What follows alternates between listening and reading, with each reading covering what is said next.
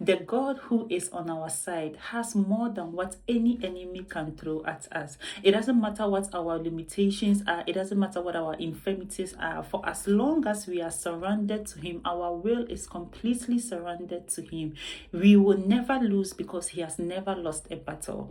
When you read 2 Kings chapter 6 verse 16, this was the prophet Elisha saying to his servants when they were surrounded by the armies. He said, "Fear not, for they that be with us are more than they that be with them." He understood the God who was defending his cause.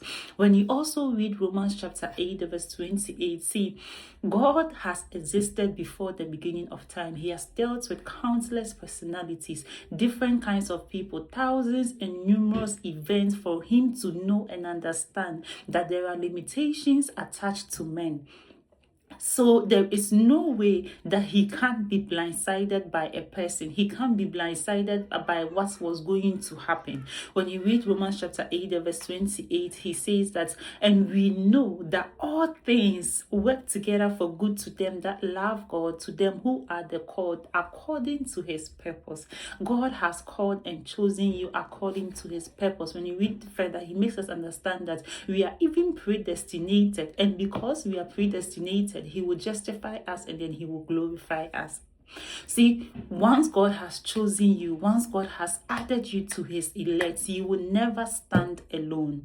Even in your weaknesses, he will make help available for you, supernatural help and natural help. When you read from Romans chapter 8 verse 26, it says, "Likewise, the Spirit also help our infirmities, for we know not what we should pray for as we ought, but the Spirit itself maketh intercession for us with groanings which cannot be uttered."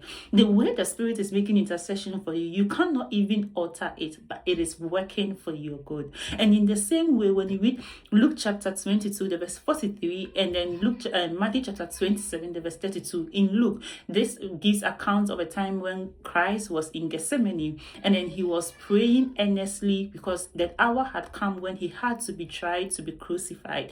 The angel came to minister unto him, to strengthen him. And in Matthew chapter 27, when he was carrying the cross and got to a point where he was tired, the soldiers compared Simon of Cyrene to bear the cross on behalf of Jesus. God will put in place natural and supernatural defenses to support you in your limitations.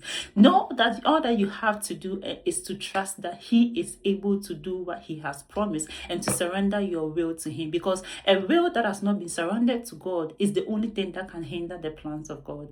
Meditate further on this. God has never lost a battle, and I'll see you another day.